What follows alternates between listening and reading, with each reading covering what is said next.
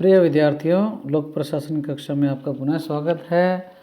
हम लोग अमेरिकी सिस्टम के बारे में पढ़ रहे थे। इसमें हम लोगों ने अमेरिका की जो अध्यक्षीय प्रणाली है उसकी खास विशेषताओं और गुण दोषों के बारे में पढ़ा। आज हम संयुक्त राज्य अमेरिका का जो प्रशासन है उसकी क्या मुख्य विशेषताएं हैं उनको हम क्या है बिंदुवार देखते हैं। तो संयुक्त राज्य अमेरिका की जो प्रशासनिक व्यवस्था है वह सुदृढ़ है, कुशल है, आधुनिक प्रवृत्तियों से युक्त है। स्वाभाविक रूप से इस प्रशासनिक व्यवस्था पर संविधान तथा शासन प्रणाली का जो प्रभाव है वो स्पष्ट दिखाई देता है। तो इसकी कुछ खास विशेषताएं हैं, इनको क्या हम बिंदुवार देखते हैं। पहली जो विशेषता है वो है लोकतांत्रिक व कल्याणकारी स्वरूप। कैसे है ये? अमेरिकी लोक प्रशासन का जो स्वरूप है वो प्रजातांत्रिक मूल्यों से प्रभावित है, क्योंकि संघीय स्तर पर क्या है राष्ट्रपति तथा राज्यों में गवर्नर जो हैं, राज्यों के गवर्नर जो हैं उनका चयन जो है वो जनता की इच्छा पर निर्भर करता है। इसी प्रकार विधानमंडलों में जनप्रतिनिधियों का निर्वाचन भी जनता ही करती है। ये जनप्रतिनिधि प्रशासन के संचालन के लिए विभिन्न प्रकार के क्या है कानून बनाते हैं। अप्रत्यक्ष रूप से शासन की सारी शक्तियां जनता में समाहित है। इसी प्रकार अमेरिका में नागरिकों के कल्याण, विकास और सुरक्षा का जो जिम्मा है वो प्रशासन के कंधों पर है। प्रत्येक व्यक्ति के लिए जीवन की न्यूनतम तथा मूलभूत आवश्यकताएं जैसे भोजन, वस्त्र, आवास, सुरक्षा, परिवहन, बीमा, शिक्षा, स्वास्थ्य, ये जो सब हैं इनकी पूर्ति सरकार की सहायता से इनकी पूर्ति में क्या है सरकार सहायता करती है। लोक प्रशासन द्वारा संचालित सामाजिक सेवाओं में शिथिलता जो है किसी भी स्तर पर सहजता से वहाँ पे स्वीकार्य नहीं है। तो इस प्रकार से क्या है जनप्रतिनिधि जो हैं वो जनता द्वारा निर्वाचित होते हैं। अप्रत्यक्ष रूप से क्या है जनता में सारी शक्तियाँ मानी जाती है और जो मूलभूत आवश्यकताएं हैं उनमें क्या है जनता की जो मूलभूत आवश्यकताएं हैं उनको पूरा करने में प्रशासन और सरकार क्या है सहायता करती है। तो इस प्रकार से क्या है इसका स्वरूप जो है लोकतांत्रिक और कल्याणकारी है। दूसरी जो इसकी विशेषता है विधि का शासन, रूल ऑफ लॉ। इसमें हम बता सकते हैं कि आधुनिक कल्याणकारी राज्यों में विधि का शासन क्या है पहली आवश्यकता है। जैसे भारत में भी है, ये हमारे देश में क्या संविधान सर्वोपरि है, संविधान के अनुसार शासन होता है। विधि के शासन का मतलब यही होता है कि जिसमें कानून क्या है सर्वोच्च रहता है और व्यक्ति या संस्था जो भी है वो क्या है विधि से ज़्यादा उसको महत्व नहीं दिया जा सकता। अमेरिकी प्रशासन के उद्देश्य, कार्यप्रणाली, व्यवहार उसी प्रकार निर्धारित किए जाते हैं जैसा कि संविधान में बताए गए आदर्श और कांग्रेस के द्वारा जो पारित कानून हैं उनमें इसका उल्लेख होता है। बहुभाषी है अमेरिका, बहुराष्ट्रीयता, बहुनस्लों, बहुविविध संस्कृतियों से युक्त है और सब पर क्या है समान कानून लागू है। फिर भी कुछ मामलों में क्या है विशिष्टता का नियम भी वहाँ पे लागू है। तो इस प्रकार से वहाँ क्या है विधि का शासन है, विधि सर्वोपरि है। तीसरी जो मुख्य विशेषता है वो है संघीय शासन व्यवस्था का प्रभाव। संयुक्त राज्य अमेरिका एक ऐसा देश है जहाँ संघीय शासन प्रणाली है। भारत में भी संघीय शासन प्रणाली है। अतः केंद्रीय और जो प्रांतीय सरकारें हैं वहाँ पे क्या पृथक पृथक उनका अस्तित्व है। वर्तमान जो संविधान बना अमेरिका का उसके समय 13 प्रांत जो हैं वो संघ में शामिल थे। अब वर्तमान में उनकी संख्या कितनी हो गई है 50। तो अमेरिका में 50 प्रांतीय सरकारें हैं। संघीय विषयों का संचालन केंद्र सरकार करती है और प्रांतीय विषयों का संचालन राज्य सरकार करती है। हमारे भी ऐसे ही है। 7वीं अनुसूची है संविधान की, उसमें क्या है 3 सूचियां हैं, संघ सूची, राज्य सूची और समवर्ती सूची। तो संघ सूची में केंद्र बनाता है कानून, राज्य सूची में राज्य और समवर्ती सूची में दोनों। तो अमेरिका में भी क्या है संघीय विषय जो है उनका संचालन केंद्र सरकार द्वारा, प्रांतीय विषयों का संचालन राज्य सरकार द्वारा किया जाता है। प्रत्येक राज्य का अपना अलग संविधान है, ये बात हमारे यहाँ पे नहीं है। और उसके हिसाब से ही वहाँ राज्य की प्रशासनिक व्यवस्था क्या है निर्धारित है। तो कुछ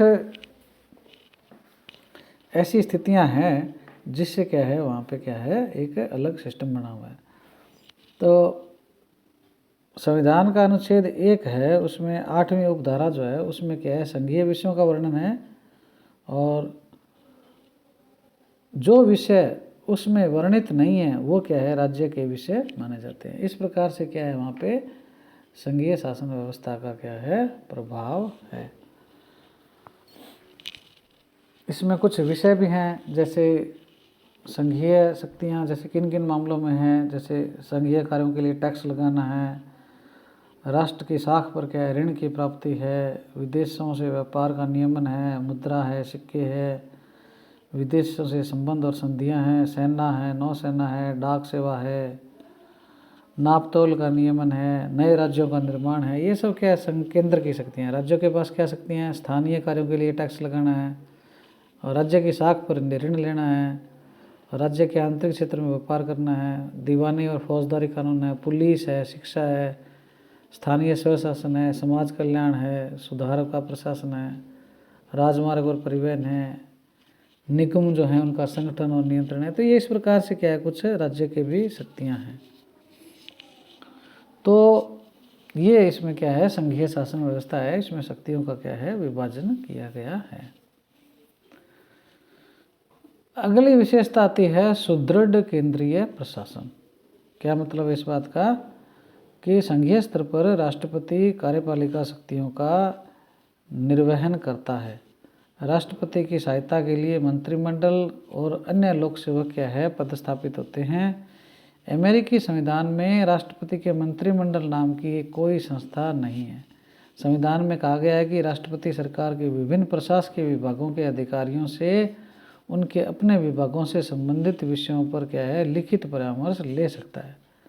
पहले राष्ट्रपति जॉर्ज वॉशिंगटन ने सीनेट तथा सर्वोच्च न्यायालय में कुछ गंभीर प्रकरणों पर परामर्श लेना चाहा, किंतु उन्हें उत्साहजनक परिणाम नहीं मिल पाया।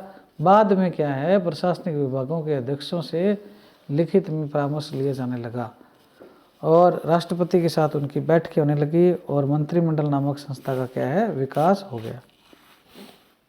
अमेरिकी मंत्रिमंडल का निर्माण राष्ट्रपति द्वारा मनोनीत व्यक्तियों से होता है, जिन्हें सीनेट की क्या है स्वीकृति मिलती है। राष्ट्रपति अपने दल की नीतियों के समर्थक, योग्य, अनुभवी, प्रतिभावान, लोकप्रिय व्यक्तियों को मंत्रिमंडल में लेता है। वहाँ पे क्या है मंत्रियों को क्या है अमेरिका में सचिव बोलते हैं, हमारे यहाँ मंत्री बोलते हैं, वहाँ क्या है सचिव बोलते हैं। मंत्री ही राजनीतिज्ञ सर्वोच्च प्रशासनिक अधिकारी की भूमिका निभाता है। मंत्रिमंडल के सदस्य ही विभागाध्यक्ष होते हैं, हेड ऑफ डिपार्टमेंट होते हैं। मंत्रियों के अधीन लोक सेवा के सदस्य कार्य करते हैं। राज्य विभाग, रक्षा विभाग, राजकोष विभाग, न्याय विभाग बड़े महत्वपूर्ण विभाग हैं और लगभग क्या है 14 विभाग जो हैं वो इसमें अच्छे खासे इम्पोर्टेंट माने जाते हैं।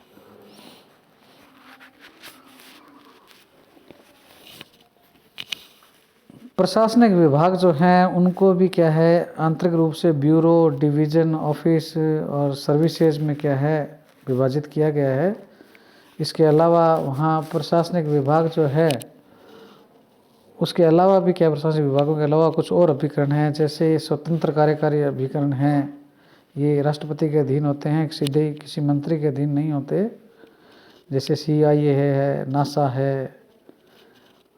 और कुछ स्वतंत्र नियामकीय अभिकरण भी हैं, वो क्या है आयुक्तों के एक मंडल के द्वारा संचालित होते हैं, राष्ट्रपति के द्वारा नियुक्त होते हैं ये, और कार्य में क्या स्वतंत्र होते हैं। इनको वैधानिक दर्जा भी प्राप्त होता है, जैसे संघीय निर्वाचन आयोग है, संघीय रिजर्व बोर्ड है, अंतर्राज्यीय व्यापार आयोग है। तो इस प्रकार से क्या ये स्वतंत्र नियामकीय आयोग है, स्वतंत्र कार्यकारी अभिकरण भी हैं, लोक उपक्रम भी हैं जो सरकार के द्वारा चलाए जाते हैं। अर्ध स्वतंत्र इनको संगठन भी कह देते हैं कई बारी, जैसे टेनेसी घाटी अभिकरण है, डाक सेवाएं हैं। तो कौन रेल नाम से रेलवे का भी एक संगठन है। इसके अलावा राष्ट्रपति का कार्यालय भी क्या है केंद्रीय प्रशासन के नियंत्रण निर्देशन का क्या है बड़ा महत्वपूर्ण मतलब एक संगठन या एजेंसी है। तो अमेरिका में पेंटागन शहर में क्या अमेरिकी रक्षा विभाग है, वो विश्व की सबसे बड़ी प्रशासनिक इमारत भी है और उसमें 23,000 कार्मिक क्या एक स्थान पर कार्य करते हैं। इसके बाद में है कुशल जटिल व उलझा हुआ प्रशासनिक तंत्र। भारत के समान ही क्या है अमेरिकी प्रशासनिक तंत्र भी क्या है बहुत उलझा हुआ है, जटिल है, क्योंकि वहाँ पर क्या है अलग विविध प्रकृति के आधार व उद्देश्यों से युक्त क्या प्रशासनिक संरचनाएं हैं। कुछ प्रशासनिक विभाग उनके ब्यूरो और सेवाएं कार्यालय के नाम से क्या बड़ा भ्रांति भी पैदा करते हैं। कुछ विभाग ऐसे भी हैं जो संघीय और प्रांतीय दोनों स्तरों पर भी है। मंत्रिमंडल के प्रत्यक्ष नियंत्रण के प्रशासनिक विभागों के अलावा स्वतंत्र कार्यकारी अभिकरण, स्वतंत्र नियामकीय आयोग, लोक उपक्रम के रूप भी कई प्रकार के हैं। बोर्ड, निगम, आयोग कार्यरत हैं जो प्रशासनिक जटिलता और विविधता को क्या है प्रदर्शित करते हैं। भारत की तरह अमेरिका में भी क्या लोक उपक्रमों के नामकरण में भी क्या बड़ी अस्पष्टता है। जैसे national rural electric corporation association एक लोक उपक्रम है। अलग प्रकार के प्रशासनिक संगठनों के होने से क्या है कांग्रेस और राष्ट्रपति दोनों के लिए क्या है विधि का निर्माण, नियंत्रण और समन्वय जो है वो क्या बड़ा कठिन हो जाता है। तो इस प्रकार से ये जटिल और उलझा हुआ प्रशासनिक तंत्र है। अगला है कुशल कार्मिक प्रशासन।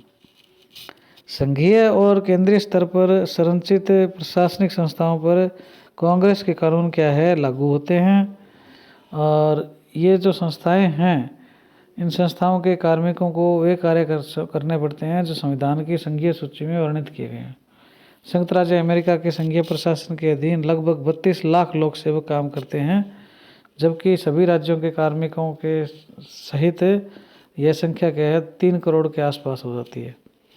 तो इस प्रकार से क्या है वहाँ पे क्या है कुशल कार्मिक प्रशासन तंत्र पाया जाता है, जिसकी कुछ खास बातें हैं। एक तो क्या है वहाँ पे जो लोक सेवाएं हैं उनको क्या है जनरल शेड्यूल के रूप में वर्गीकृत किया गया है और 18 शेड्यूल हैं, 1 से 18 जीएस बोलते हैं इनको। और अमेरिका में 1978 से क्या है सीनियर एग्जीक्यूटिव सर्विस भी वहाँ चल रही है, SES बोलते हैं, वो सर्वोच्च लोक सेवा है। मध्यम और निम्न स्तरीय कार्मिक भी हैं, उनको क्या है वाइट कॉलर वर्कर्स के नाम से भी जाना जाता है। और जो भर्ती होती है वो योग्यता के आधार पर होती है। और 1978 में क्या है इसमें सिविल सुविधा सुधार भी कुछ किए गए थे। और भर्ती की जो आयु सीमा है वो 18 से 70 वर्ष है। कोई शैक्षिक योग्यता नहीं निर्धारित है। कुछ पदों के लिए सेवाकालीन प्रशिक्षण भी है, सेवा पूर्व भी है। कंप्यूटर के प्रयोग पर बहुत ज़्यादा जोर दिया जाता है। जो एक्सपर्ट है उनका क्या है ज़्यादा वर्चस्व है। और जो लोक सेवाएं हैं वो क्या है परमानेंट कैरियर के रूप में नहीं है, बल्कि बड़ी अवसर मिलने पर क्या वो नौकरी छोड़ कर देता है। और प्रमोशन में योग्यता और सीनियरिटी दोनों का ही महत्व है। और परफॉर्मेंस का जो अप्रेजल है वो बड़ा गंभीरतापूर्वक किया जाता है। और वेतन जो है वहाँ पे क्या है हर वीक में दिया जाता है। निजी क्षेत्र की तुलना में लोक सेवा में वेतन जो है वो क्या है कम होता है। और वहाँ पे हड़ताल का जो है अधिकार बिल्कुल नहीं है। इसके लिए क्या टाफ्ट हार्टले अधिनियम 1947 लागू हो गया। उसके बाद वहाँ के लोक सेवकों को हड़ताल का अधिकार नहीं है। और जो कर्मचारी हैं वे उनके जो संघ हैं उनकी स्थिति काफ़ी सुदृढ़ है और सरकार पर दबाव डालने के अलावा सदस्यों की योग्यताओं, ज्ञान और व्यावसायिक आदर्शों में वृद्धि का भी वो क्या है प्रयास करते हैं। तो इस प्रकार से क्या है अमेरिकी प्रशासन उन्नत व आधुनिकीकृत क्या है माना जाता है। तो ये इसमें क्या है कुछ अमेरिकी प्रशासन की क्या है खास बातें थी। और इसके बाद में हम क्या है कुछ इसकी विशेष और विशेषताएं हैं कुछ, तो उनको हम क्या है बाद में देखेंगे।